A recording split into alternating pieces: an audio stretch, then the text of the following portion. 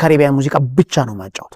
የዛን ቀመተ ሰርግ ነው እንትን ነው እንደውም ከትልልቅ ሙዚቀኞች ጋር ተጣልቼ አውቃለሁ። እና የሆነ ከተማ ውስጥ የምታውቀው ሚዲያ ላይ የምታውቀው ትልቅ ሰው ማ የተባለ ሰው ጥልቅ ሲል አንዷ መታ ታዝረከረክላለች። እንዲህ ነው እንዲህ ነው እንዲህ ነው ብላ ምንም ሚስጥርን መደበቅ የማትችልበት ቦታ። ስለዚህ ልክ እንደ አንድ ወንጌል ሰባኪ ከዛ አጋቡት።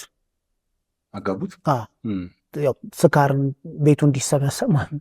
ሚስቱን ጠጭ ያረጋት የለኝም ስትለው ብስጭት። እኔ ኬክ ስናደድም ስደሰትም ነው ማለት። አሁን አንቺ ጋር ሲመጡ ዝም ብለው የሚያስጨብጡ ዶላሩን የሚያስጨብጡሽ ነው። እንደውም እኔ ያስታውሳለሁ በጣም ተጽዕኖ ያደረገብን ዘፋኝ ኢዮብ መኮንን ነበር። ብትፈልጉ ጎመን ብሉ፣ ሐመልማል አባተ፣ እነዚህ እነ ላፎንቴን፣ ዲጄው ደጀኔ ነው። አንዳንዴ እኮ ሚስት ትመጣለች ነጠላዋን ለብሳ የሚጠበቅ ሰው አለ በፋሚሊ። የሙዚቃ አመራረጥ ራሱ ያዝናናኝ ነው። እና ሁሌት ዘዶግ ሳውት የሚለውን ዘፈን ታውቀዋል? በጣም ይታወቃል። በጣም አንዳንዱ ሁለት ሶስት አንዳንድ የሚለውን ይላል። እንደ ወንድ መታ ተዝናንታ ጠጥታ ከፈለገችም ከፍላለህ የጠጣችበት አንተም ጋብዛ ወደ ቤቷ መሄድ ትፈልጋለህ። ይሄ ለምሳሌ ማርቪን ጌይ ሙዚቃዎች በሌሎቹ ዓለም ላይ የተከለከሉ ናቸው።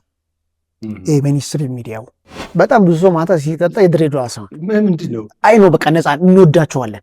ባይዘዌ እኔ ከድሬ ነው የመጣሁት ምናምን አልመጣም። የእነ ሰይፉ ፋንታሁንም ተጽዕኖ አለ።